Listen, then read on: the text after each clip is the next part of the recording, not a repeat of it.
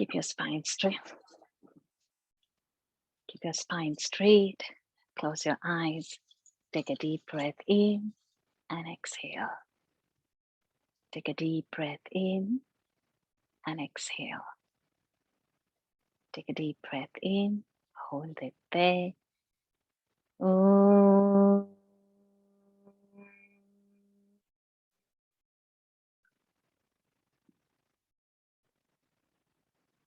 Om.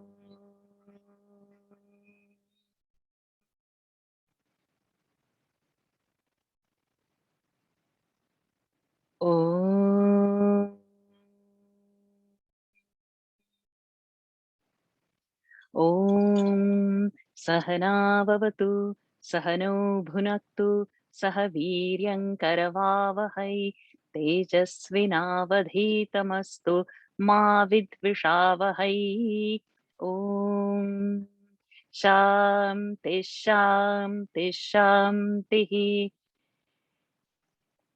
Vakratunda Mahakaya Suryakoti Samaprabha Nirvignam Kuru Me Deva Sarvakaryeshu Sarvada Saraswati Namastubhyam Varade Kamarupini Vidyarambham Karishyami Siddher Bhavatu Me Sada.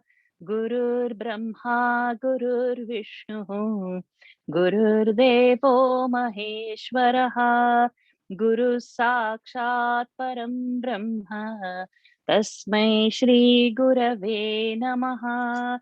Samasta Jana Kalyane Niratam Karunamayam Namami Chinmayam Devam Sadgurum Brahma Vidvaram Sadgurum Brahma Vidvaram Sarvamangala Mangalye Shive Sarvartha Sadhike Sharanye Trambake Gauri Narayani Namostute Sharanagata Dinartha Paritrana Parayane Sarvasyarti Hare Devi Narayani Namostute.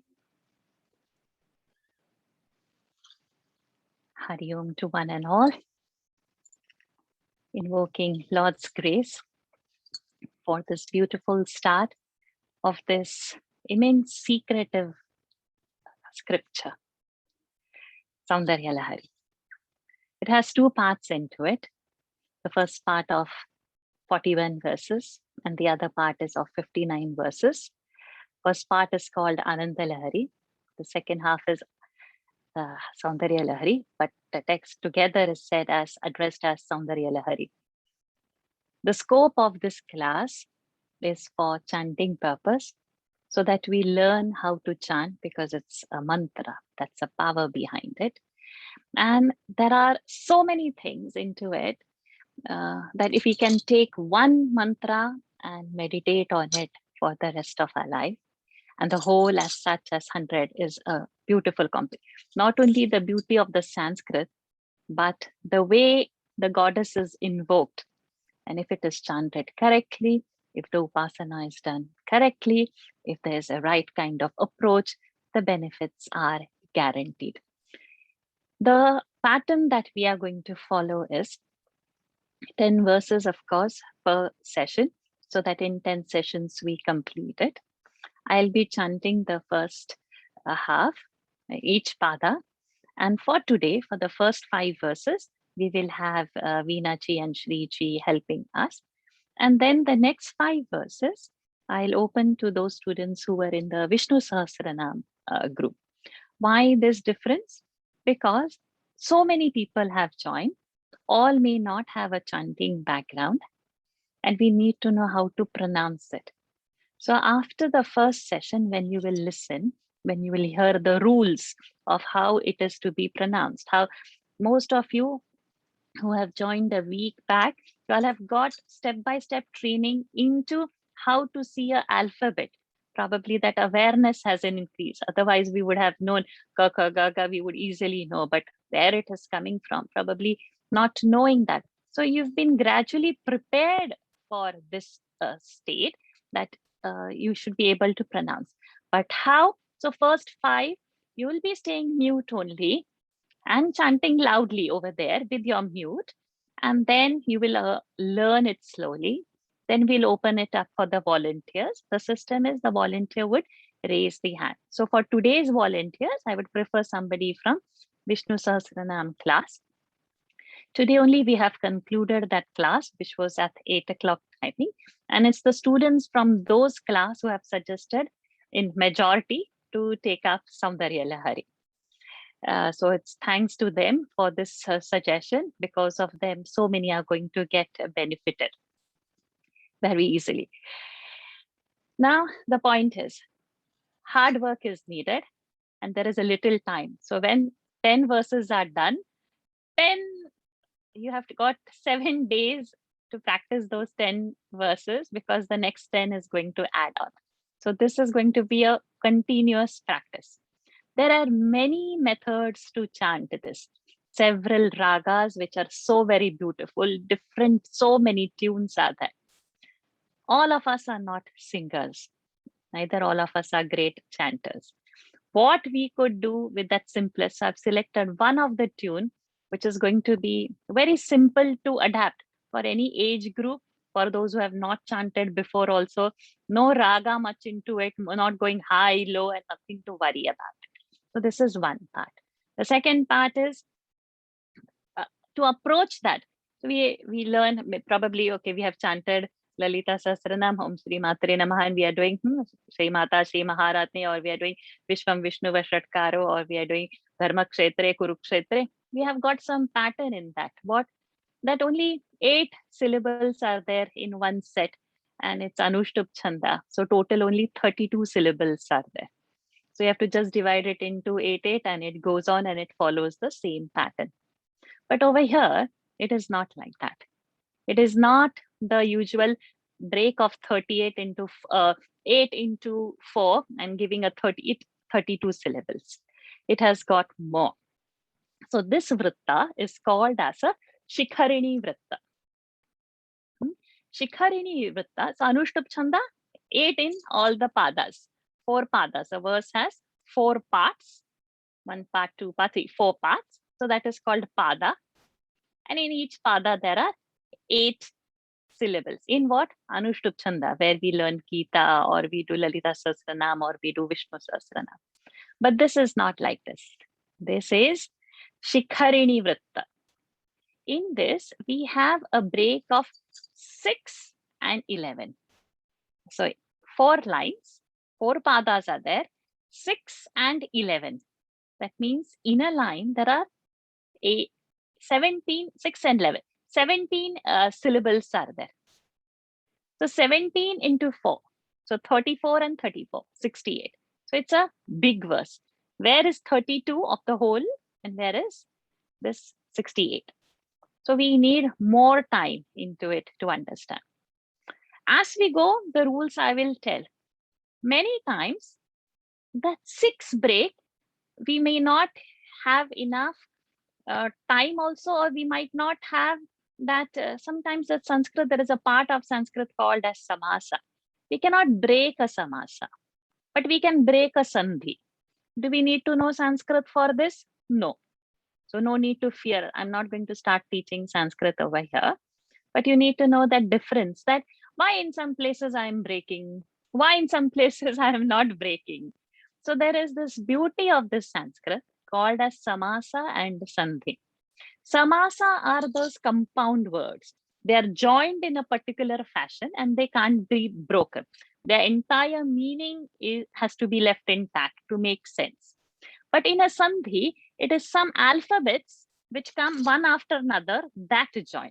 So a word in a compound and an alphabet in a compound, there is a big difference. You can break that alphabet sandhi in a particular, and the meaning will not change. So sometimes we may not follow a 6-11, 6-11, 6-11 combination. Sometimes we'll have to hold our breath longer to chant all 17 in one go. Okay. This is one part. Secret part is each mantra has got some yantra behind it. That yantra, you have to do upasana on that.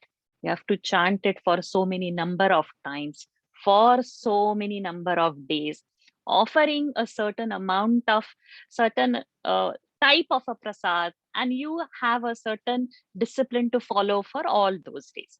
That comes from a guru. On your own, by reading, please do not follow it. Though I will be giving all that in the group, the yantra would be provided, everything is there, but that is not for practice. By on a Zoom class, that is not for practice. So this we should be clear.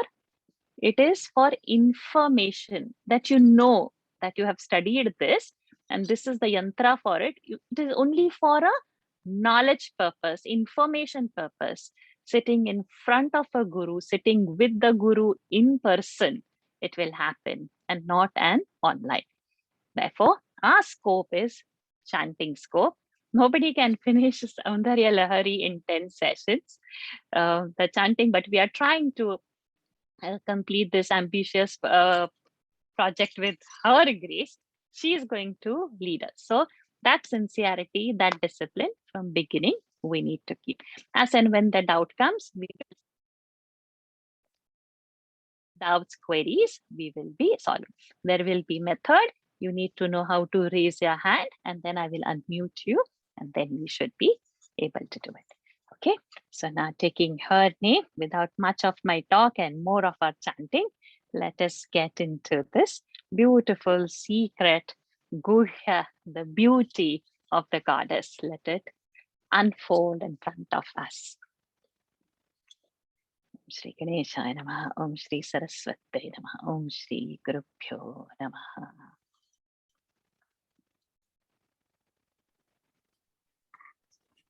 The first verse which I have given in that script is not a part of Saundarya Lahari, but it is part as a prayer invocation. The Saundarya Lahari verses are starting from that verse 1 only, but we still, to invoke, we are going to chant it. Padanam Bhumau Skhalitapadanam Bhumau Skhalitapadanam Bhumirevavalambanam Bhumirevavalambanam Bhumirevavalambanam Tvayi jata paradhana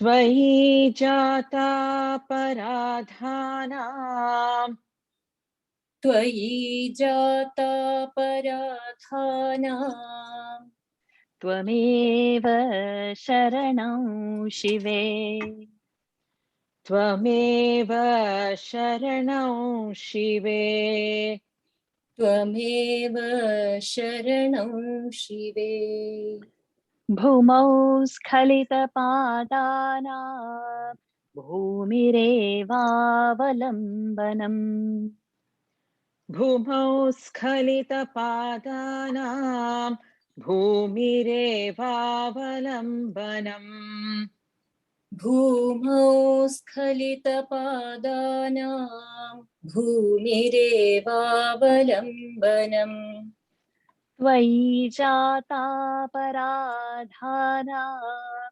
Tvameva sharanam shive Tvayi jata paradhanam Tvameva sharanam shive Tvayi jata paradhanam Tvameva sharanam shive Bhumau Skhalitapadanam Bhumirevavalambanam Tvayi jata paradhanam Tvameva sharanam shive भूमौ स्खलितपादानां भूमिरेवावलम्बनम् त्वयि जातापराधानां त्वमेव शरणं शिवे भूमौ स्खलितपादानां भूमिरेवावलम्बनम् त्वयि जातापराधानां त्वमेव शरणं शिवे. Now starts the Shikharini Vritta. So there will be break after 6 syllables and then the 11 will be together. For example, the first word when we say Shi, Va, Sha, Pya, Yu, Pya. So 6 and then the next will. Each time we may not be able to pause over there, but that is how the Shikharini Vritta is 6 plus 11. So we will start now. शिवशक्त्या युक्तः शिवशक्त्या युक्तः शिवशक्त्या युक्तः यदि भवति शक्तः प्रभवितुम् यदि भवति शक्तः प्रभवितुम् यदि भवति शक्तः प्रभवितुम् न चेदेवं देवः न चेदेवं देवः न चेदेवं देवः न खलु कुशलः स्पन्दितुमपि न खलु कुशलः स्पन्दितुमपि न खलु कुशलः स्पन्दितुमपि अतस्त्वामाराध्याम् अतस्त्वामाराध्याम् अतस्त्वामाराध्याम् हरिहरविरिञ्चादिभिरपि हरिहरविरिञ्चादिभिरपि हरिहरविरिञ्चादिभिरपि प्रणन्तुं स्तोतुं वा प्रणन्तुं स्तोतुं वा प्रणन्तुं स्तोतुं वा कथमकृतपुण्यः प्रभवति कथमकृतपुण्यः प्रभवति कथमकृतपुण्यः प्रभवति. Now you all should start observing how those two dots, the visarga, or how the dot on the alphabet called Anuswara is pronounced. Each time it won't be the same. Like I have not said Shivaha. I said Shiva Shaktya. So whenever that alphabet sh is coming, the next Shaktya is there, sh. So before that, if the visarga is there, that visarga will be said as sh. See the last word, Prabhavati. Pa is there, Prabhavati's pa. Before that, there is a visarga. Punyaf Prabhavati. So there the visarga became ha. So there are certain rules which after today's class, I'll be posting in the group. What happens to that visarga's pronunciation once a certain alphabet is there? But to give you an overview, whenever there is going to be a sh after a visarga, the visarga sound will be sh. Wherever there is going to be a s, the visarga is going to be s. Wherever there is going to be a ka varga, ka khaga, you lift the visarga and you brought krita, chitta, like that. You don't chant it. And whenever there is going to be a ksha, ksh, ksha, like in krama, then you chant that visarga fully. No need to remember. As and when it will come, you will see. This is one part. Then see in the second line that Anuswara over nache devam. So I didn't say devam. The next word is the. The comes in what varga? We have to remember. Ta, tha, the. So the comes over there, which is dental. So what is the fifth alphabet? Ta, tha, the, Na. Na is the Anunasika. So whenever the Anuswara, that pronunciation, what alphabet is in the next, the Anuswara will take that Varga's Anunasika. If you have not understood, I'll repeat it again. Nache Devam. Anuswara is there, Devam, but I have not said Devam. I have said Devan. Why did I say no over there? Because the next alphabet is Devaha's the. The comes in a ta varga, ta, tha, the, and the fifth alphabet is called Anunasika, na. So the Anuswara has to be pronounced as na. Nache Devan. Nache Devan Devaha. So like that, for each varga, that Anunasik is there. So the Anuswara's pronunciation is going to change. Don't worry if you're not understanding anything now. It's a day one. It's the first Anuswara. It's the first shloka. As we keep on repeating it, you will slowly, gradually know.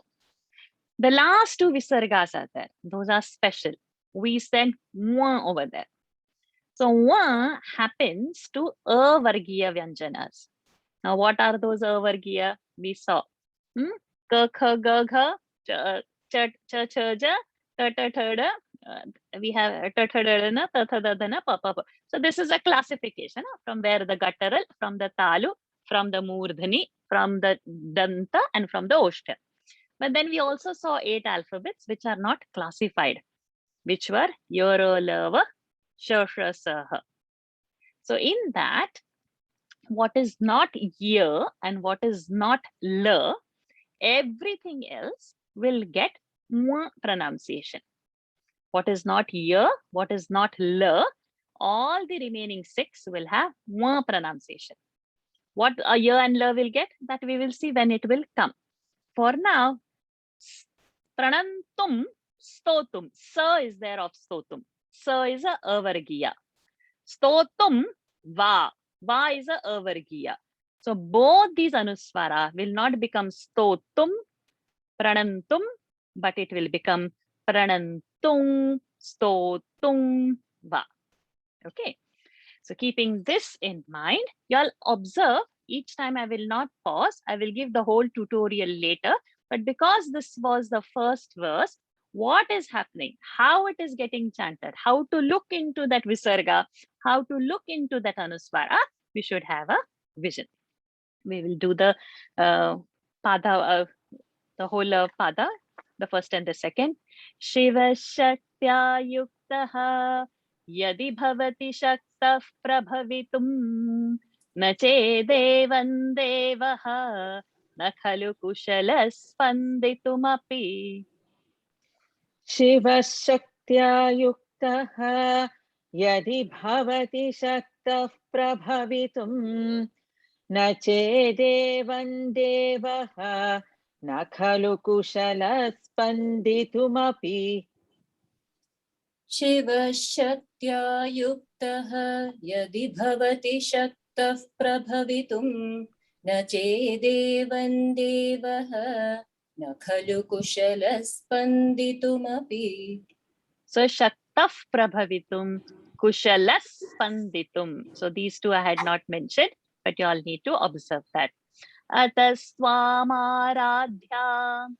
I've paused, so I've kept it as Aradhyam only. Harihara Virinchadibhirapi Pranantum Stotum Va Kathamakrita Punyah Prabhavati. Atastvamaradhyam Harihara Virinchadibhirapi Pranantum Stotum Va Kathamakrita Punyah Prabhavati. अतस्त्वामाराध्यां हरिहरविरिञ्चादिभिरपि प्रणन्तुं स्तोतुं वा कथमकृतपुण्यः प्रभवति. शिवशक्त्या युक्तः यदि भवति शक्तः प्रभवितुं न चेदेवं देवः न खलु कुशलः स्पन्दितुमपि अतस्त्वामाराध्यां हरिहरविरिञ्चादिभिरपि प्रणन्तुं स्तोतुं वा कथमकृतपुण्यः प्रभवति। शिवशक्त्या युक्तः यदि भवति शक्तः प्रभवितुं न चेदेवं देवः न खलु कुशलः स्पन्दितुमपि अतस्त्वामाराध्यां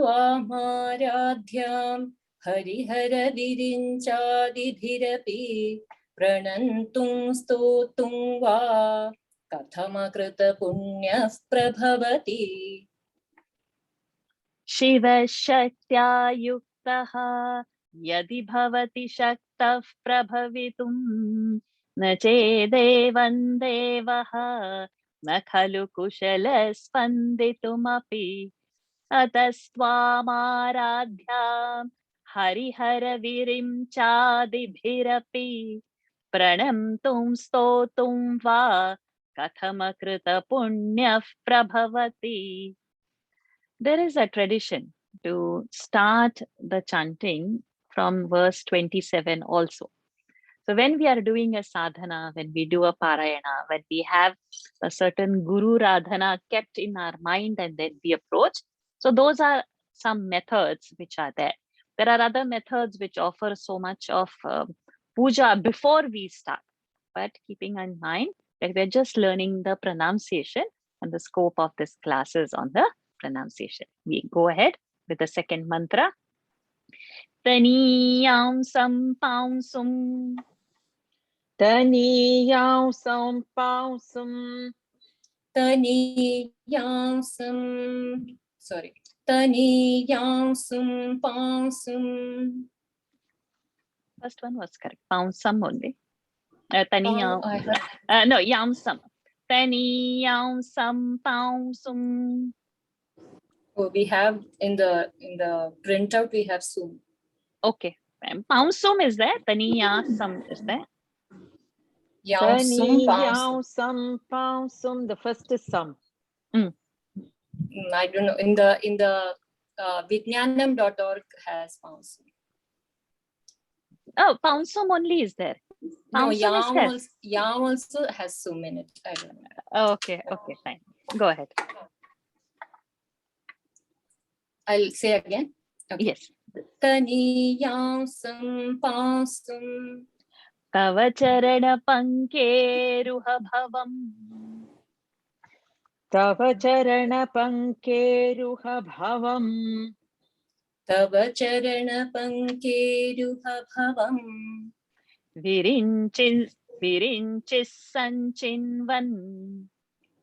Virinchis sanchinvan. Virinchis sanchinvan.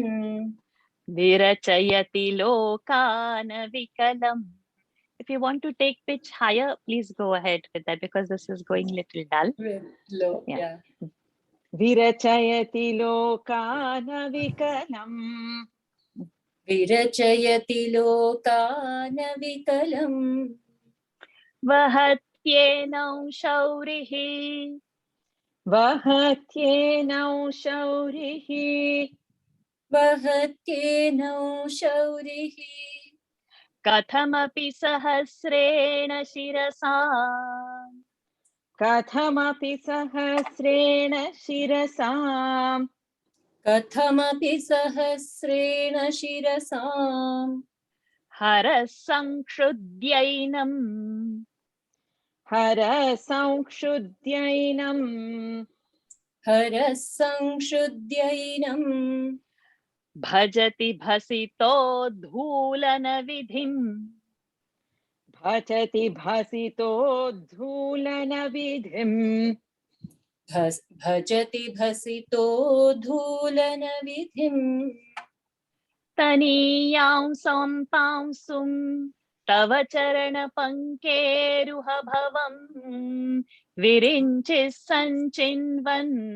Virachayati lokana vikalam. तनीयांसं पांसुं तव चरणपङ्केरुहभवम् विरिञ्चिः सञ्चिन्वन् विरचयति लोकानविकलम्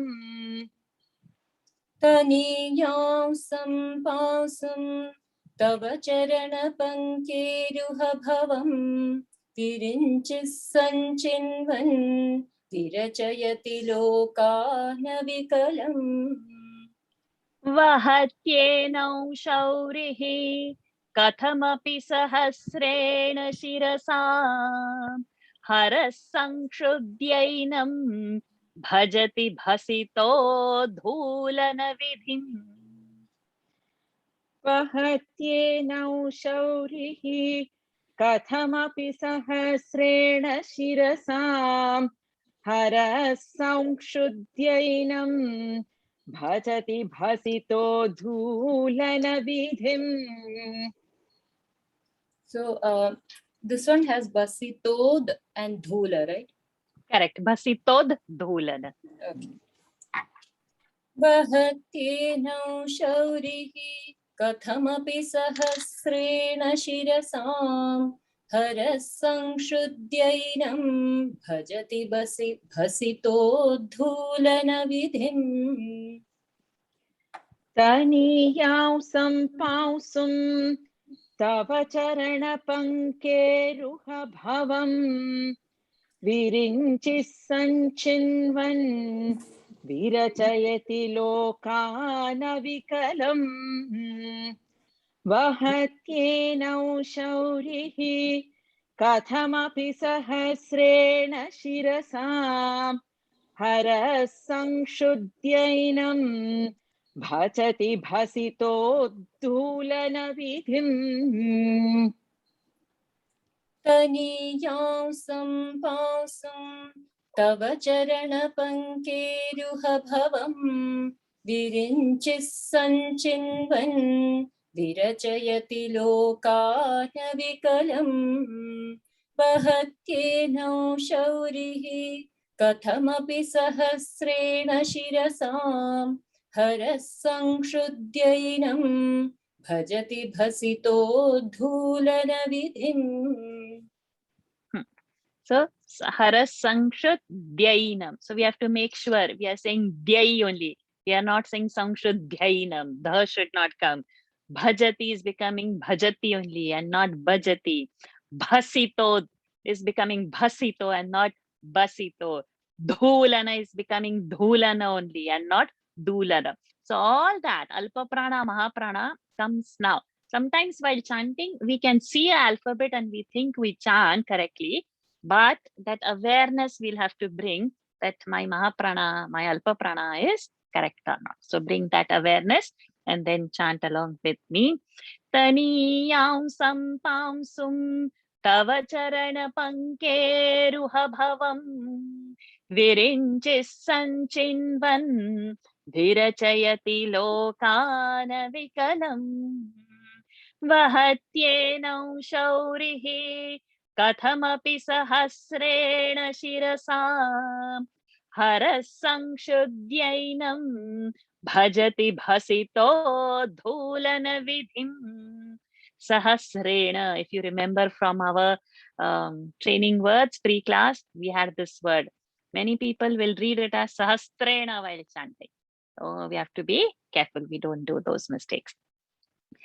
Avidyanamantah. We broke over there. Sandhi is broken. So is gone. Antaha has come. Avidyanamantah. Avidyanamantah. Avidyanamantah. So whenever like this, when I say on your book, you should start marking. That's why the printouts are necessary. So you cancel out the sa. After taha, you put 2 dots so that you remember these things. When Anuswara I said you put 1 or whatever you need to remember, you need to start marking with that visarga and on that Anuswara. Timira mihira dvipanagari. तिमिरमिहिरद्वीपनगरी तिमिरमिहिरद्वीपनगरी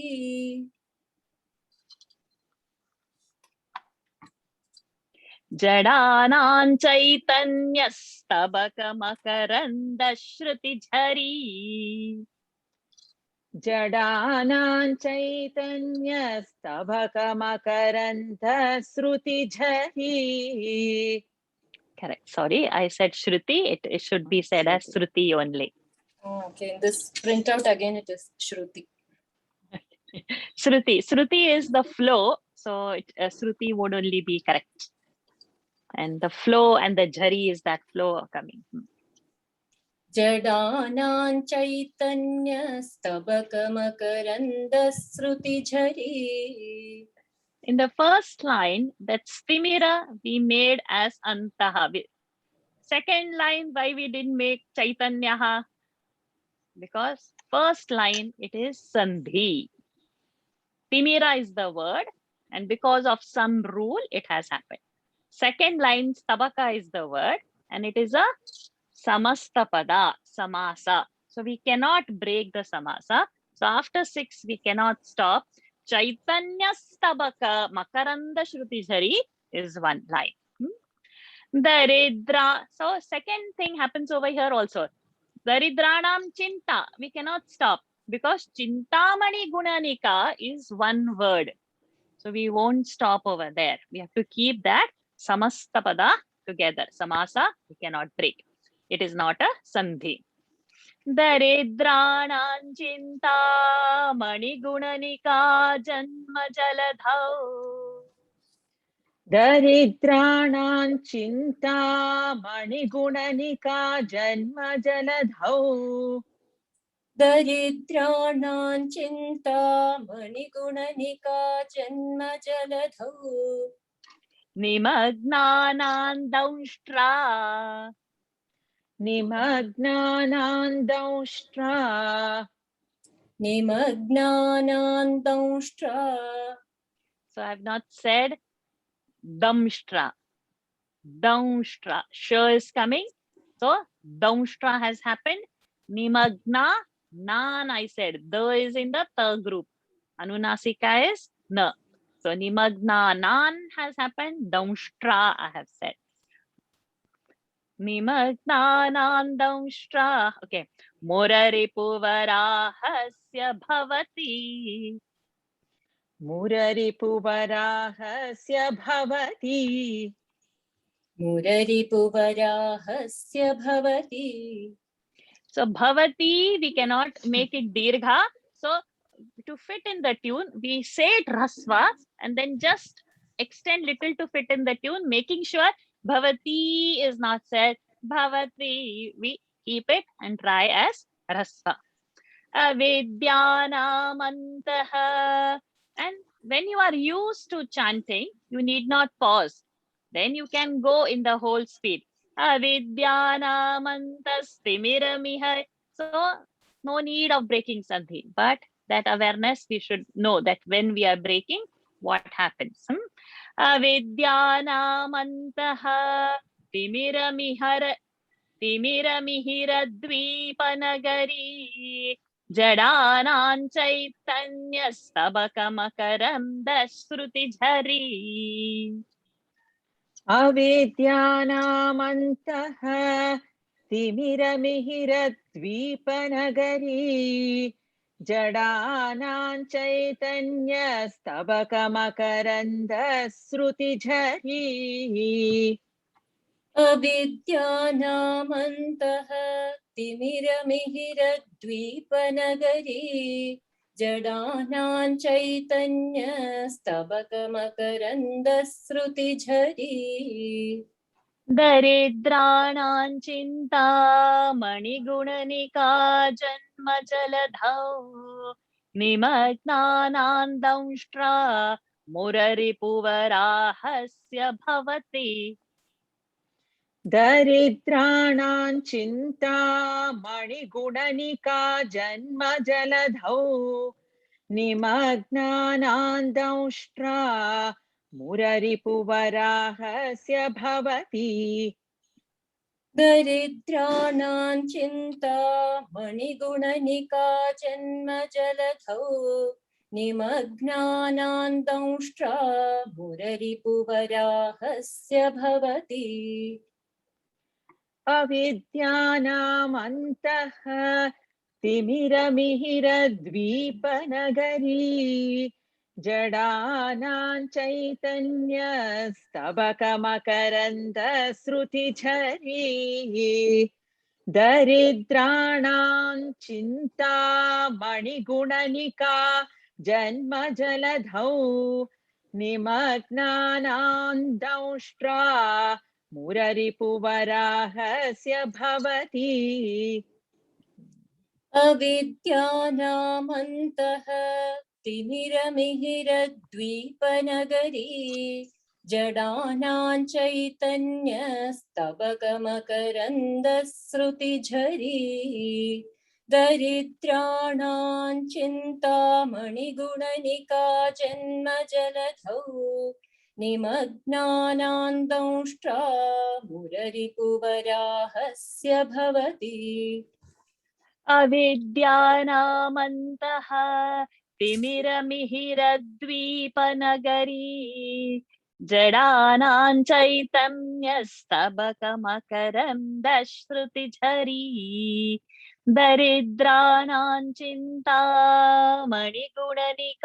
जन्मजलधौ निमग्नानां दंष्ट्रा मुररिपुवराहस्य भवति त्वदन्यः पाणिभ्याम् त्वदन्यः पाणिभ्याम् त्वदन्यः पाणिभ्याम् अभयवरदो दैवतगणः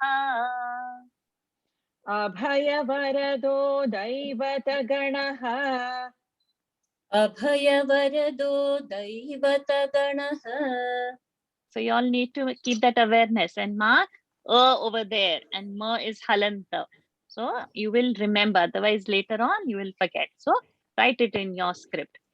Tvameka naivasi त्वमेका नैवासि त्वमेका नैवासि prakatitavarabhityabhinaya प्रकटितवराभीत्यभिनया प्रकटितवराभीत्यभिनया bhayatratum datum भयात्रातुं दातुं भयात्रातुं दातुं phalamapi cha vanchasamadhikam फलमपि च वाञ्छासमधिकम् फलमपि च वाञ्छासमधिकम् शरण्ये लोकानां शरण्ये लोकानां शरण्ये लोकानां तव हि चरणादेव निपुणौ तव हि चरणावेव निपुणौ तव हि चरणावेव निपुणौ त्वदन्यः पाणिभ्याम् अभयवरदो दैवतगणः त्वमेका नैवासि प्रकटितवराभीत्यभिनया त्वदन्यः पाणिभ्याम् अभयवरदो दैवतगणः त्वमेका नैवासि प्रकटितवराभीत्यभिनया त्वदन्यः पाणिभ्याम् अभयवरदो दैवतगणः त्वमेका नैवासि प्रकटितवराभीत्यभिनया भयात्रातुं दातुं फलमपि च वाञ्छासमधिकम् शरण्ये लोकानां तव हि चरणावेव निपुणौ भयात्रातुं दातुं फलमपि च वाञ्छासमधिकम् शरण्ये लोकानां तव हि चरणावेव निपुणौ भयात्रातुं दातुं फलमपि च वाञ्छासमधिकम् शरण्ये लोकानां तव हि चरणावेव निपुणौ त्वदन्यः पाणिभ्याम् अभयवरदो दैवतगणः त्वमेकानैवासि प्रकटितवराभीत्यभिनया भयात्रातुं दातुं फलमपि च वाञ्छासमधिकम् शरण्ये लोकानां तव हि चरणावेव निपुणौ त्वदन्यः पाणिभ्याम् अभयवरदो दैवतगणः त्वमेकानैवासि प्रकटितवराभीत्यभिनया भयात्रातुं दातुं फलमपि च वाञ्छासमधिकम् शरण्ये लोकानां तव हि चरणावेव निपुणौ. So what we have to remember, it is not phalam, it is phalam. Phalamapi, not phalamapi, no pha. Pha in Sanskrit. Vancha, not vancha. Vancha, cha, that power should come. Nipunau, not nipuno. Nipunau, oh. So these small things we will have to remember.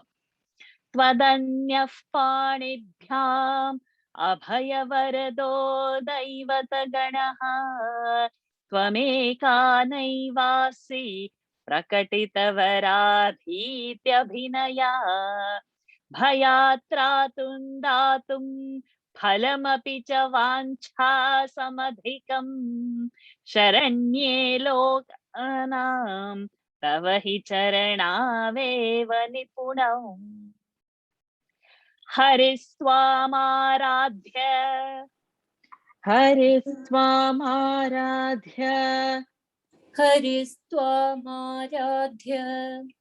प्रणतजन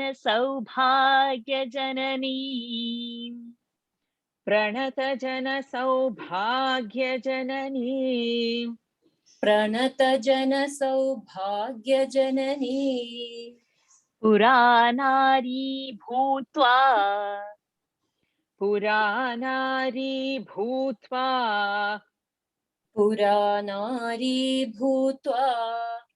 पुररिपुमपि क्षोभमनयत्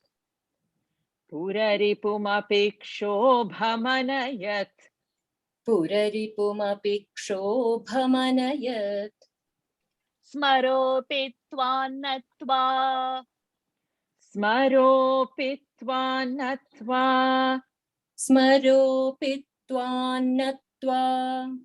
रतिनयन लेह्येन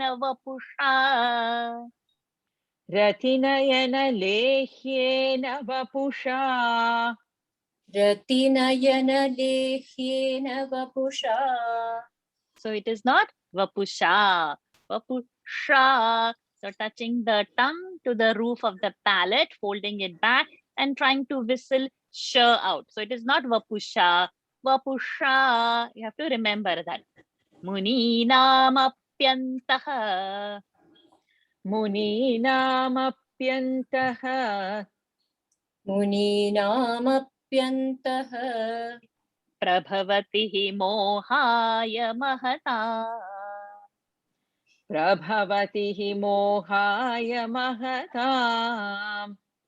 प्रभवति हि मोहाय महता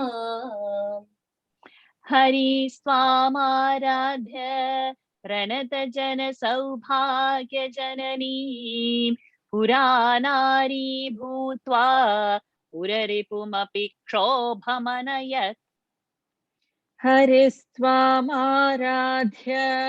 प्रणतजनसौभाग्यजननीं पुरानारी भूत्वा पुररिपुमपि क्षोभमनयत्। हरिस्त्वामाराध्य प्रणतजनसौभाग्यजननी पुरानारी भूत्वा पुररिपुमपि क्षोभमनयत्। स्मरोऽपि त्वान्नत्वा रतिनयनलेह्येन वपुषा मुनीनामप्यन्तः.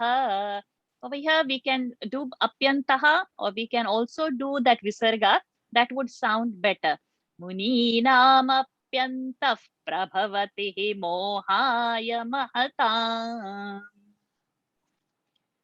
स्मरोऽपि त्वान्नत्वा रतिनयनलेह्येन वपुषा मुनीनामप्यन्तः प्रभवति हि मोहाय महताम्।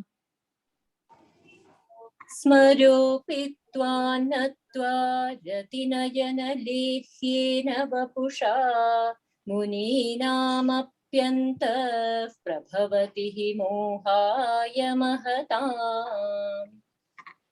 हरिस्त्वामाराध्य प्रणतजनसौभाग्यजननीं पुरानारी भूत्वा पुररिपुमपि क्षोभमनयत्। स्मरोऽपि त्वान्नत्वा रतिनयनलेह्येन वपुषा मुनीनामप्यन्तः प्रभवति हि मोहाय महताम्। हरिस्त्वामाराध्य प्रणतजनसौभाग्यजननीं पुरानारी भूत्वा पुररिपुमपि क्षोभमनयत्।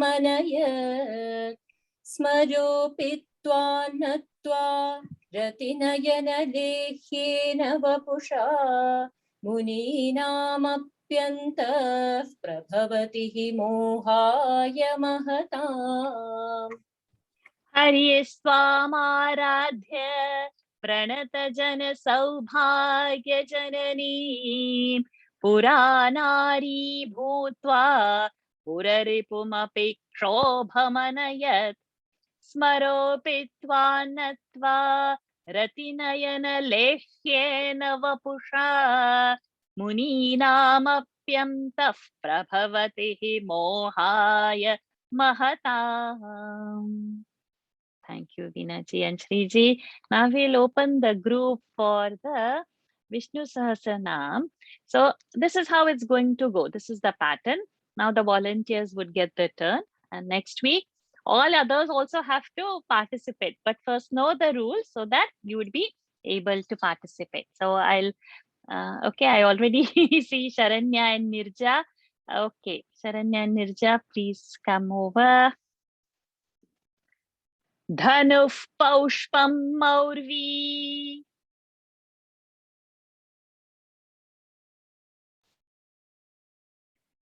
Oh, I have, could you raise your hand again, Sharanya and Nirja? Could you raise your hand again? Okay, just give me a minute.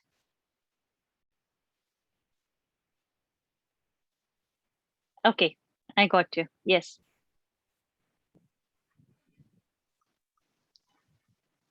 Dhanuh Paushpam Maurvi. Dhanuh Paushpam Maurvi. Dhanuh Paushpam Maurvi. Madhukaramayi Panchavishikhaha. Madhukaram Panjavishikhaha. Madhukaramayi. Did you say Mai? I didn't hear, sir. Madhukaramayi Panjavishikhaha. Madhukaramayi Panchavishikhaha. Vasantas Samantaha. Vasantas Samantaha. Vasantas Samantaha. So So we opened the sandhi, to became taha. Malaya marudayo dhanarataha. Malaya marudhayo dhanarataha. Maruda, not marudha. Malaya marudayo dhanarataha. Rathaha, Mahapran. Rathaha. Say that word again. Malaya marudayo dhanarataha. Very good. Malaya marudayo dhanarataha. Tathapyeka sarvam. तथाप्येकः सर्वम् तथाप्येकः सर्वम् Himagirisute kamapi krupa. हिमगिरिसुते कामपुरां Krupam.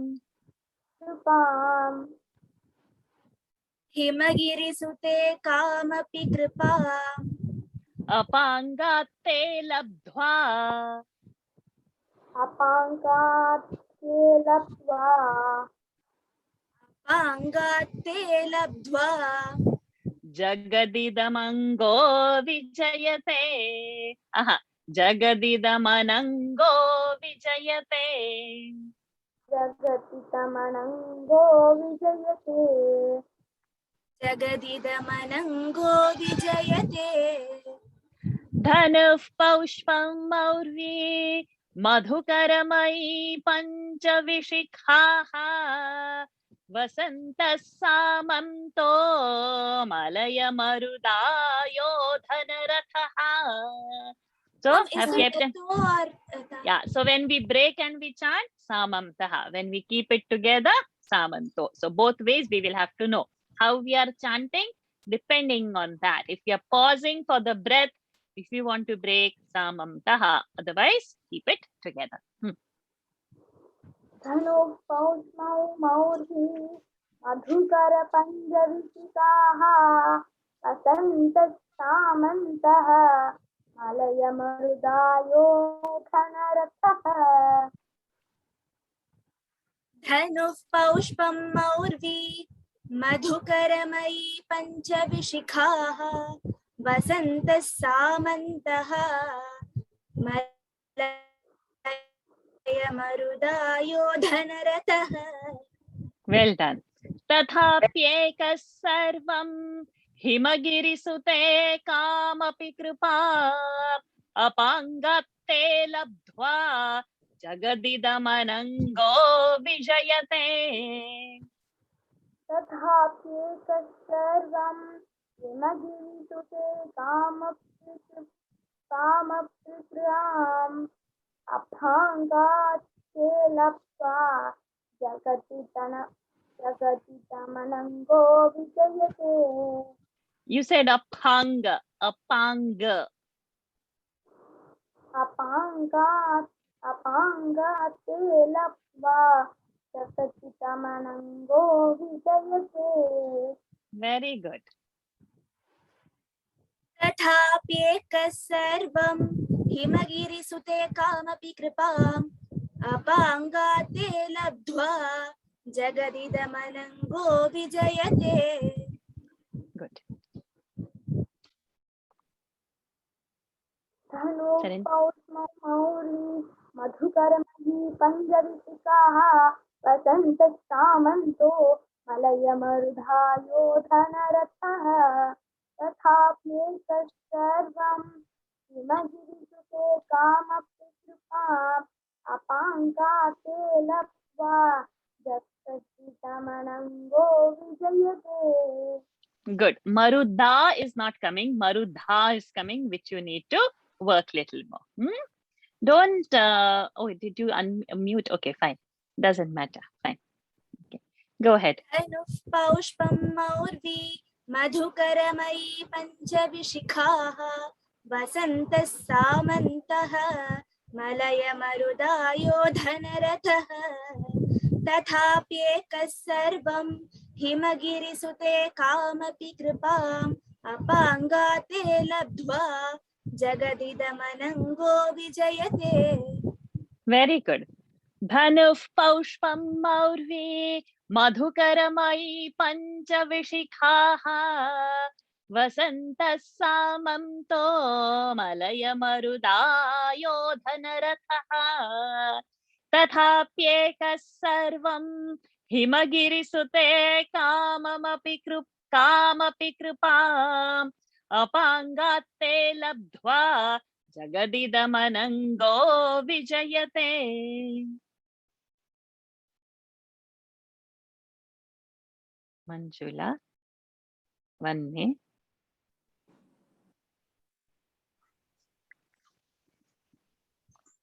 Kwanat kanchi dama. क्वणत् काञ्ची दामा क्वणत् काञ्ची दामा Karikalabha kumbhastananata. करिकलभ कुम्भस्तननता करिकलभ कुम्भस्तननता Parikshina madhye. परीक्षीणा मध्ये परीक्षीणा मध्ये Parinata charat chandravadana. परिणत चरश्चन्द्रवदना परिणत शरश्चन्द्रवदना Sharat Chandra. Yeah, say it again. परिणत शरच्चन्द्रवदना Dhanurbanan pasham. धनुर्बाणान् पाशम् धनुर्बाणान् पाशम् Srunimapi dadhana karatalaihi.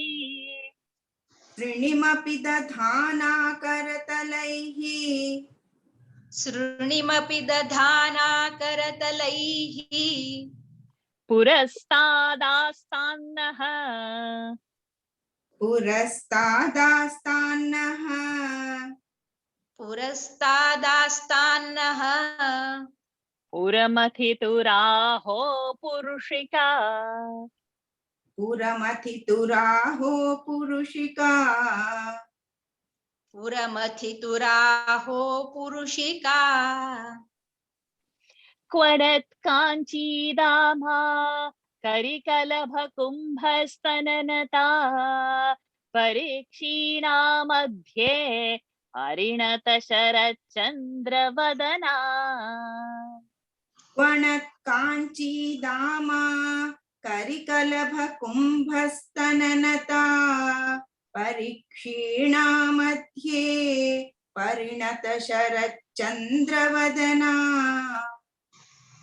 वणत् काञ्ची दामा करिकलभ कुम्भस्तननता परीक्षीणा मध्ये परिणत शरच्चन्द्रवदना Dhanurbanan pasham. Srunimapi dadhana karatalaihi. Purastadastanah. Puramathituraho purushika. धनुर्बाणान् पाशम् सृणिमपि दधाना करतलैः पुरस्तादास्तान्नः पुरमथितुराहो पुरुषिका धनुर्बाणान् पाशं सृणिमपि दधाना करतलैः पुरस्तादास्तान्नः पुरमथितुराहो पुरुषिका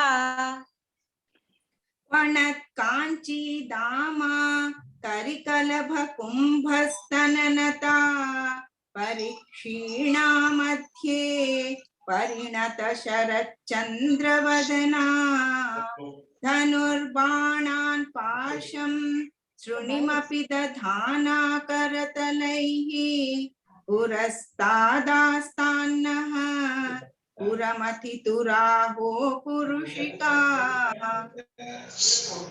क्वणत् काञ्ची दामा करिकलभ कुम्भस्तननता परीक्षीणा मध्ये परिणत शरच्चन्द्रवदना धनुर्बाणान् पाशं शृणिमपि दधाना करतलैः पुरस्तादास्तान्नः पुरमथितुराहो पुरुषिका क्वरत् काञ्चीदामा करिकलभकुम्भस्तननता परीक्षीणा मध्ये परिणतशरच्चन्द्रवदना धनुर्बाणान् पाशं शृणिमपि दधाना करतलैः पुरस्तादास्तान्नः पुरमथितुराहो पुरुषिका.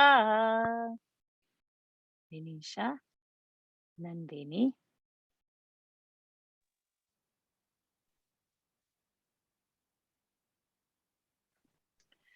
सुधा सिन्धोर्मध्ये सुधा सिन्धोर्मध्ये सुधा सिन्धोर्मध्ये सुरविटपि वाटी परिवृते सुरविटपि वाटी परिवृत्ते सुरविटपि वाटी परिवृते मणिद्वीपे नीवो पवनवति चिन्ता मणिगृहे.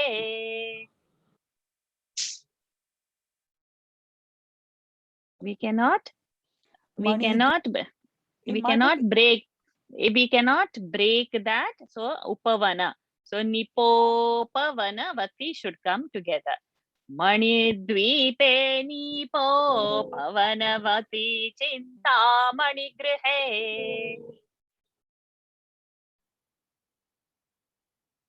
मणिद्वीपे नीपो पवनवती चिन्तामणि ग्रहे मणिद्वीपे नीपो पवनवती चिन्तामणि गृहे शिवाकारे मंचे शिवाकारे मंचे शिवाकारे मंचे परम शिव पर्यंक निलया परम शिव पर्यंक कनिलयान निलयाम pada ending. परम शिव पर्यंक निलयान शिवाकारे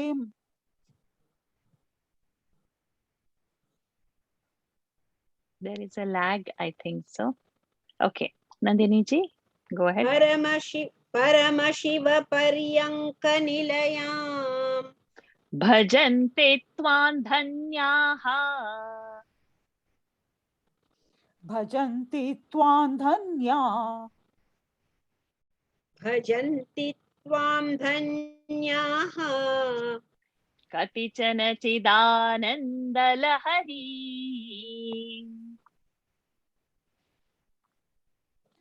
कतिचन चिदानन्दलहरीम्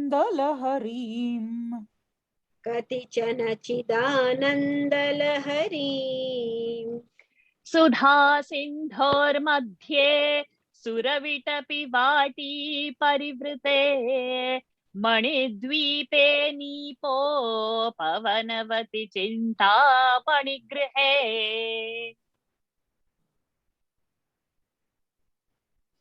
सुधा सिन्धोर्मध्ये सुरविटविपावटी परिवृते मणिद्वीपे नीपोपवनवती चिन्ता मणिग्रहे सुरविटपि वाटी परिवृते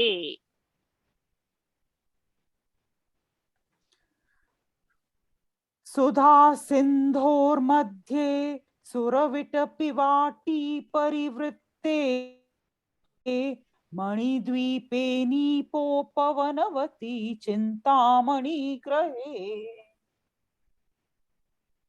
सुधा सिन्धोर्मध्ये सुरविटपि वाटी परिवृते मणिद्वीपे नीपोपवनवती चिन्तामणि गृहे शिवाकारे मंचे परमशिव पर्यङ्क निलयाम् भजन्ते त्वां धन्याः कतिचन चिदानन्दलहरी। शिवाकारे मंचे परमशिव पर्यनङ्कानिलयां Hold on. भजन्ति पर्यङ्क. शिवाकारे मंचे परमशिव पर्यङ्क निलयां भजन्ति त्वां धन्याः कतिचन चिदानन्दलहरीम्।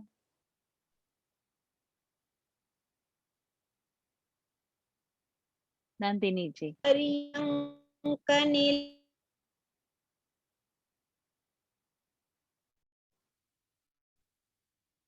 Nandini ji.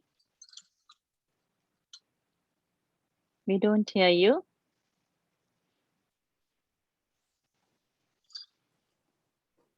Looks like she's got dropped, Varsha. Okay. Vinisha, you can chant the whole thing, or you want me to chant and then you would repeat? I'll repeat after you. Okay.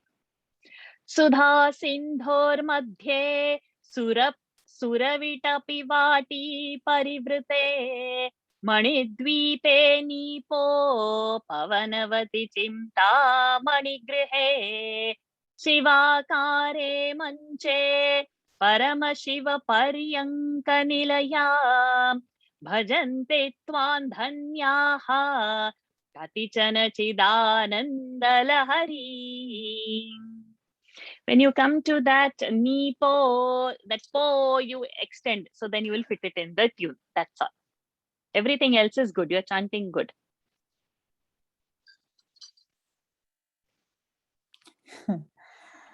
सुधा सिंधोर मध्ये सुरविटपि वाटी परिवृते मणिद्वीपे नीपोपवनवटी चिन्तामणिर्ग्रहे शिवाकारे मंचे परमशिव पर्यंका पर्यंक निलयां भजन्ति त्वां धन्याः कतिचन चिदानन्दलहरीम्. Okay, you will get it. Doesn't matter. Slowly. It's a day one. You will get it. Sudha Sindhor Madhye Suravitapi Vati Parivrite Manidvipe Nipo Pavanavati Chinta Manigrihe Shivakare Manche Paramashiva Paryanka Nilayam Bhajante Twan Dhanyaha Katichana Chidanandalahari.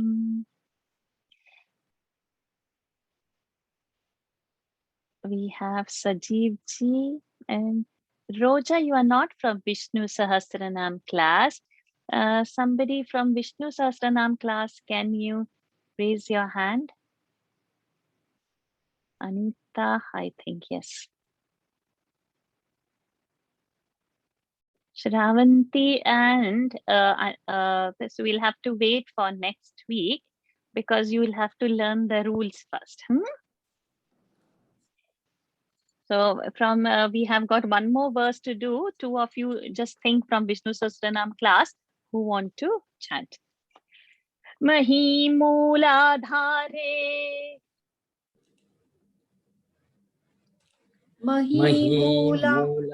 Sorry. Sajeev ji, aap continue. Mahi Mooladhare. Mahi Mooladhare.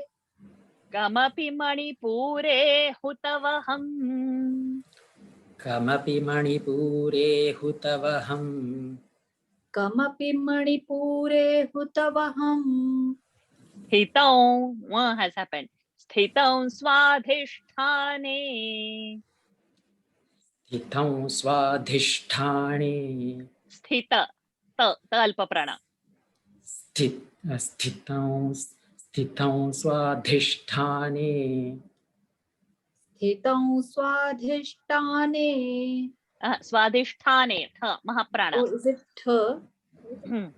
The printout has the. Yeah, you have to change. स्थितं स्वाधिष्ठाने Hridi marutamakasamupari.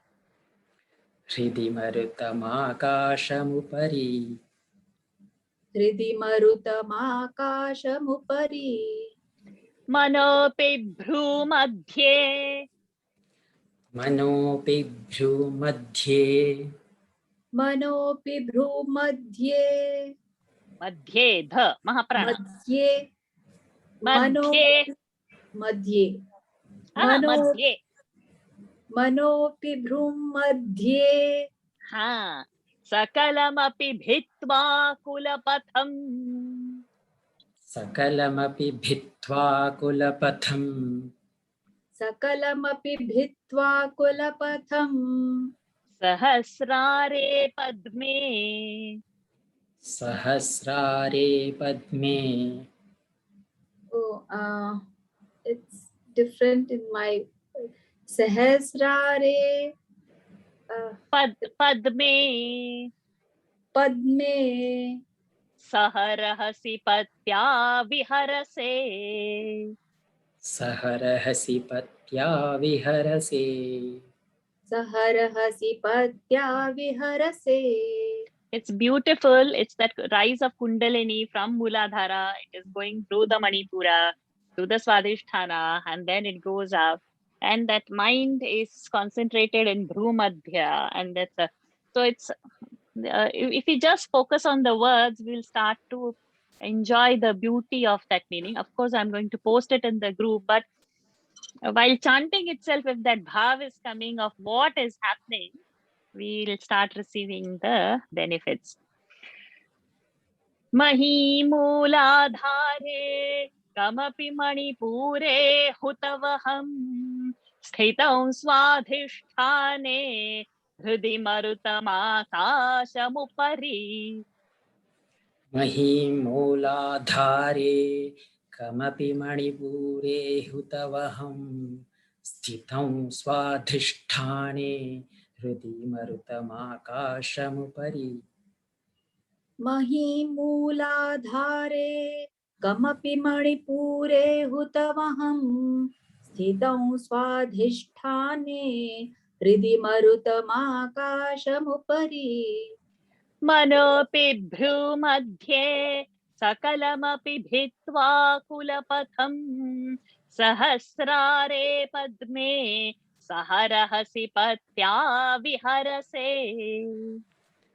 मनोऽपि भ्रूमध्ये सकलमपि भित्त्वा कुलपथं सहस्रारे पद्मे सहरहसि पत्या विहरसे मनोऽपि भ्रूमध्ये सकलमपि भित्त्वा कुलपथं सहस्रारे पद्मे सहरहसि पत्या विहरसे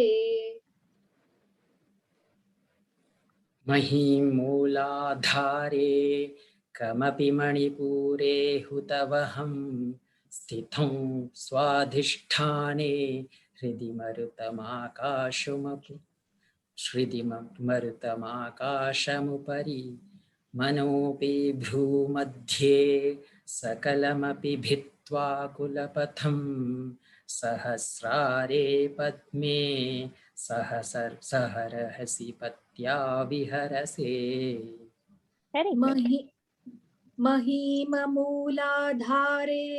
कमपि मणिपूरे हुतवहं स्थितं स्वाधिष्ठाने हृदि मरुतमाकाशमुपरि मनोऽपि भ्रूमध्ये सकलमपि भित्त्वा कुलपथं सहस्रारे पद्मे सहरहसि पत्या विहरसे.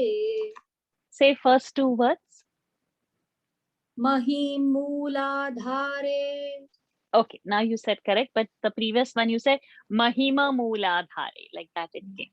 So not Mahimooladhare कमपि मणिपुरे हुतवहं स्थितं स्वाधिष्ठाने हृदि मरुतमाकाशमुपरि मनोऽपि भ्रूमध्ये सकलमपि भित्त्वा कुलपथं सहस्रारे पद्मे सहरहसि पत्या विहरसे. We do the last verse for today. Yes, Sarojji, and who can come? Lavanya is there. Okay, Lavanya, you can come. Sarojji can come. Shanti ji, Dharini ji, and all. I'll take it next time. Those who are having background noise would not be able to chant. Who is that? Okay, Lavanya, I can't take you. You have a lot of background noise. Dharini ji, you can come over. I'll take you. Give me a minute. Okay, so Sudha Dhara Saraihi. सुधाधारा सारैः Sarojji, where did you go? Don't. Okay. सुधाधारा सारैः. Okay. Charana Yugulantar Vigalitaihi. Can you say that again, please? Charana Yugalantar Vigalitaihi. चरणयुगलान्तिर्विगलितैः Yugalantar. युगलान्तर्विगलितैः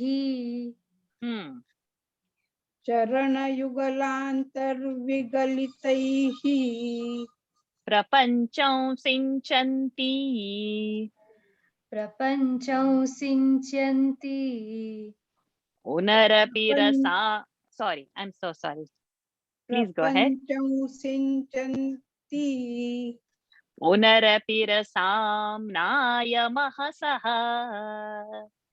पुनरपि रसान्मायमहसः Rasam Naya. रसाम्नाय महसः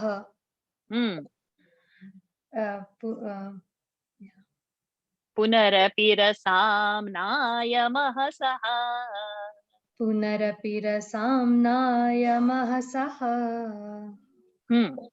पुनरपि रसान्मायमहसः पुनरपि रसाम्नायमहसः Avapya Swam Bhumim. अवाप्या स्वां भूमिं Bhumim. Sorry, Nirhasva. Okay. अवाप्य स्वां भूमिं अवाप्य स्वां भूमिं Avapya Swam Bhumim. अवाप्य स्वां भूमिं Bhujaganibhamadhyushtavalayam. भुजगनिभमध्युष्ठवलयम् Adhyushta, not Madhyushta. Ta alpa prana. भुजगनिभमध्युष्टवलयम्. Correct. भुजगनिभमध्युष्ट.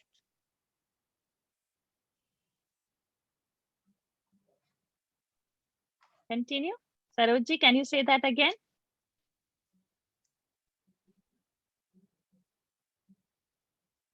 No, I don't hear you. Mute is on. You please don't unmute mute yourself once I have unmuted you. You won't be able to unmute again. Sarojji, have you unmuted yourself now? Yeah. No. Yes, you have. भुजगनिभमध्युष्टवलयम्. Swamatmanam kritva. स्वमात्मानं कृत्वा स्वमात्मानं कृत्वा. Sorry.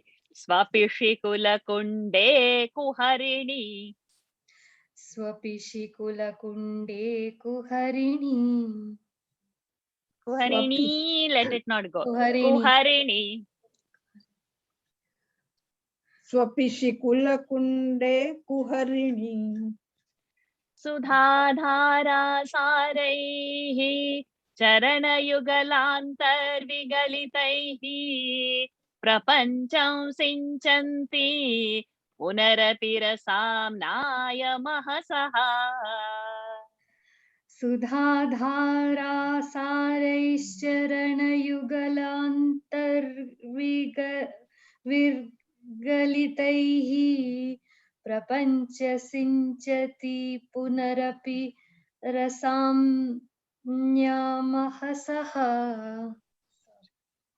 रसाम्नाय. रसाम्नायमहसः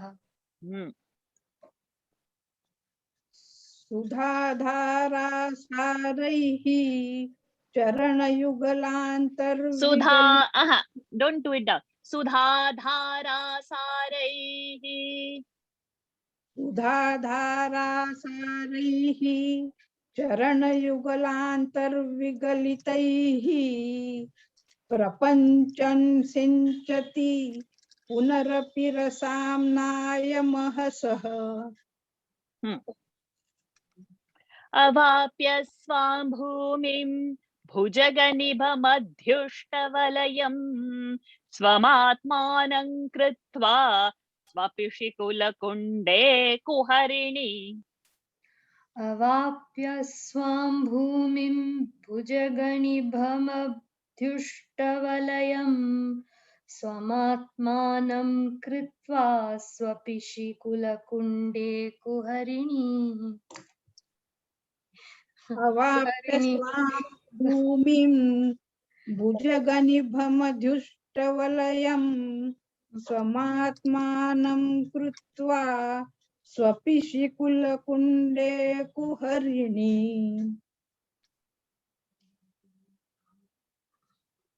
Full verse.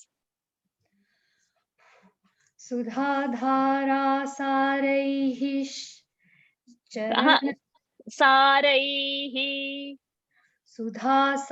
सुधाधारा सारैः चरणयुगलान्तर्विगलितैः प्रपञ्च सिञ्चति पुनरपि रसामान्यमहसः रसाम्नाय रसाम्नायमहसः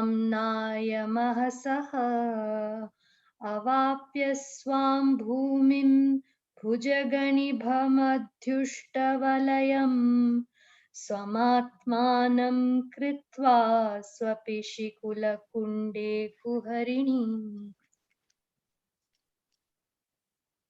सुधाधारा सारैः चरणयुगलान्तर्विगलितैः प्रपञ्चं सिञ्चति पुनरपि रसाम्नाय महसः सिञ्चति न सिञ्चन्ति प्रपञ्चं सिञ्चन्ति पुनरपि रसाम्नाय महसः अवाप्य स्वां भूमिं भुजगनिभमध्युष्टवलयं स्वमात्मानं कृत्वा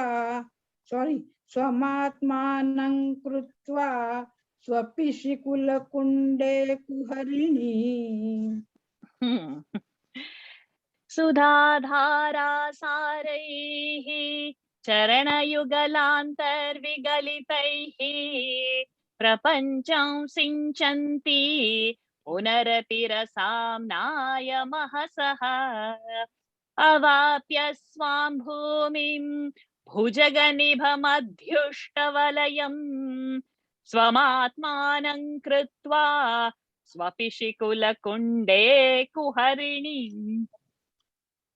Okay, so with this, we are going to pause for today. Now, those who have any questions, any doubts, please raise hands. Next week onwards, everybody needs to participate. Those who want to volunteer would be raising hand, and right from the word go, from 11 to 20. So it is open for everybody. Today we have just introduced how it is. So Veena ji and Shri ji, they just made the base for you all to see how to chant. The Vishnu Sahasranam students, they showed how to volunteer, and now probably you have understood the pattern.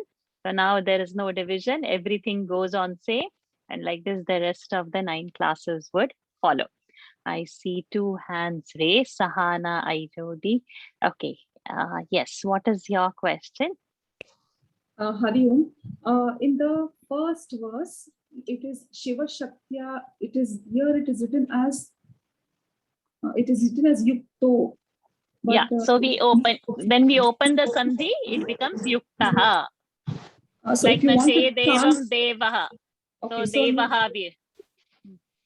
so if you have to chant continuously, then it becomes Shiva Shaktya Yukto, is it?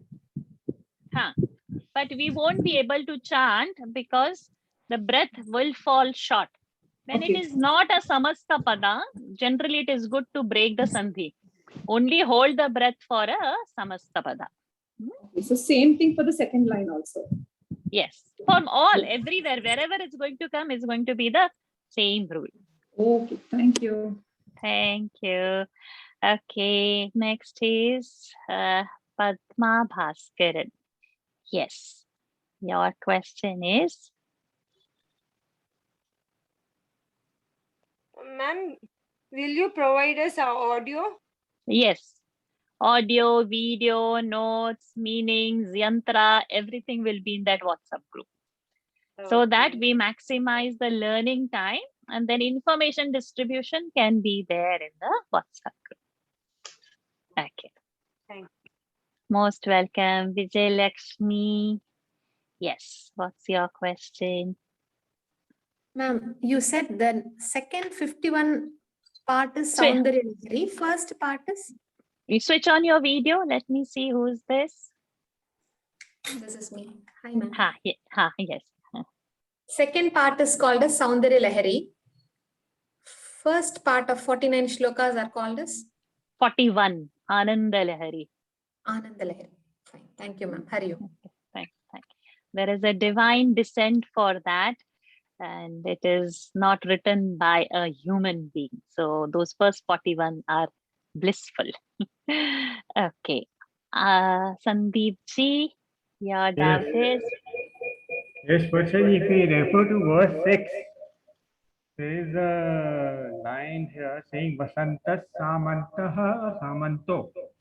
Okay, if you are saying, if you want to pause for your breathing, then you say Samantaha.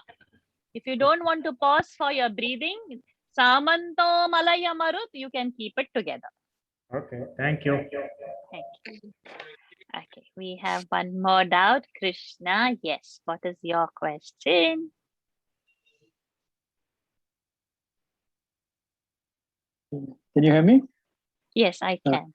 Namaste Guruji. The 8th sloka, yes, 3rd pada, is it Shivakare or is it Shivakare? Shivakare. Shivakare. So, but there is no, it's only Shiva, right? It's Shivakare has been pronounced. Shiva. Is there a Shiva, dirgham there? Shivakare. It is not Shiva. It is not Shiva. It is Shiva. Aki matra. Okay. It is not Ka. It is Ka. Shivakare. Chant it. Say Shivakare. Shivakare. Correct. Shivakare manche. Say it. Shivakare manche Parama. Shiva Paryanga Nilayam. Very good. Bhajante. Continue. My page is 1 second. Bhajanti Tvam Dhanyaha Katichana Chidananda Laharim. Excellent. Very good. I have one more question on 9 last padam. Yes. So it is in the printout we have Sahasrare Pe Saharahasi, but you corrected to Padme, correct? Correct. Sahasrare Padme. Saharahasi Patya Viharase. Sahasrare Padme. Saharahasi Patya Viharase. Correct. Yes. Thank you. Most welcome. Yes, Padmaji. Hari Om Ji. So in Hari. the fifth one, Yes. where in the second line we say Shobha Manayat is what you said.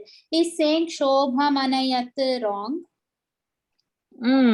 Okay, so that's a good point. So whenever we have a halanta, it's good not to chant the t, because akara, the consonants, the vyanjanas, they get support from the swara. Without swara, they don't exist. So when there is a halanta, there is no swara. So anyata, if you're saying, then you are providing one akara, which is not existing over there. So it's ideally not to chant. But there are local practices, many chant it out of habit, anayata. And not only in this, in so many stotras we will see, but in this class we will practice of not chanting if akara is not there. Okay. Any more questions? Good. So now it's our first day, so a lot of teething problem will be there. We'll find overwhelmed. Oh, will this happen or not? Will I get or not? So much Sanskrit is there and all. Nothing to worry. 2 class over, everybody will start flowing. Vishnu Sahasranam also was happening like that only. Nobody knew anything, and they are now chanting, and mistakes are okay. So don't shy to volunteer. Volunteer. 10 verses are there. That means 20 people can volunteer. 200 people are there. 200 plus people are there.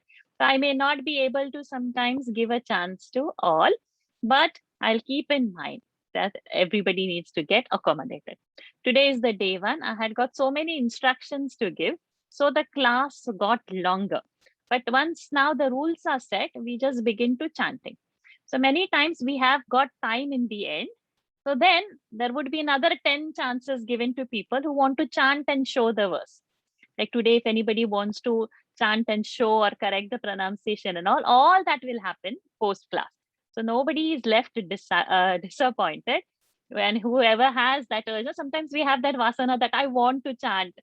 So please fulfill it post class if I have not called your name during the class chanting. Fine. So with this, we are going to end. One more hand I see. Sumati Jaishankar. Okay. Yes, tell me, what is your question? Hari Om. Hari Om. Yeah, this is the fifth sloka. I've got one doubt in the last line. The Muninam Apyantaha, we don't say, right? Muninam, there is a colon though. But Okay, when we so together, we say Tha Prabhavati, right? So, yeah, but if we want to breathe, if we want a break, then Muninam Apyantaha Prabhavati. Sorry, it is Muninam Apyantaha Prabhavati Mohaya Mahata. Or you can hold the breath. Muninam Apyantah Prabhavati. It will go like that. Because we didn't chant Taha, that's why I asked. Muninam Yes. Apyantaha. So I said this. I said both ways. Okay. So while learning, we chanted with chanting the Visarga. And while doing it together as a whole chanting, we said this will sound better. Because whenever a pa comes after a Visarga, to include that pa in the Visarga, the chanting becomes beautiful. Okay, thank you. So because I didn't hear that Apyantaha, that's we chanted Apyantaha, we did. Okay. Okay, Sumati ji. Okay, any more questions? Fantastic. So now we are going to end the session. Next time onwards, I will do the closing prayers first so that those who have to leave can go. Now, most of them have gone without the closing prayers, and then we can sit with our doubts. I've got ample of time. You all get satisfied with your chanting, and then only we end the class with the doubts. So I'll be posting all the rules and everything in the group. Okay. Keep your spine straight. Close your eyes. Take a deep breath in and exhale. Take a deep breath in and exhale. Take a deep breath in. Hold it there. Oh.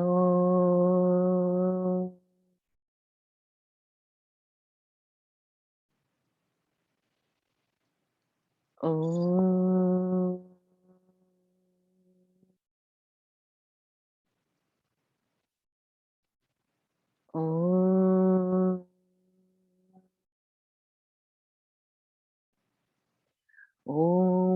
पूर्णमदः पूर्णमिदं पूर्णात् पूर्णमुदच्यते पूर्णस्य पूर्णमादाय पूर्णमेवावशिष्यते ॐ शान्ति शान्ति शान्तिः हरिः ओम् श्रीगुरुभ्यो नमः हरिः ओम् श्रीदेव्यार्पणमस्तु Hari Om everybody. Have a good night rest and then we see you next week again. Hari Om. Hari Om, ma'am. Hari Om, Hari Om, ma'am. Hari Om. Thank you. Hari Om. Thank you.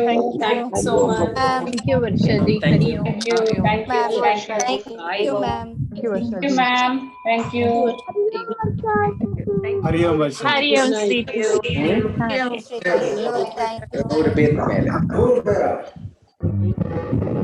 Hari Om, Varshaji. Thank you so much. Hari Om. Hari Om Radhika ji. Thank you. Hari Om, Varshaji.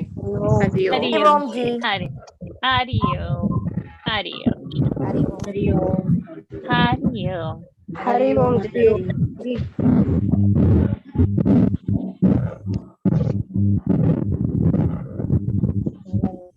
Hari Om ji.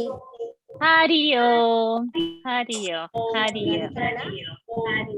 Hari Om, Varshaji. Hari Om. Hari Om.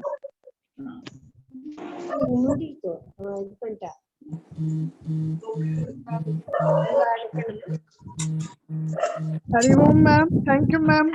Thank you. Hari Om. Thank you, ma'am. Thank you. Hari Om, Hari Om. Varshaji. Thank you. Hari Om. Thank you, ma'am. Thank you. Thank Hari you. Om, Hari Om. Varshaji. Hari Om. Hari. Hari Om.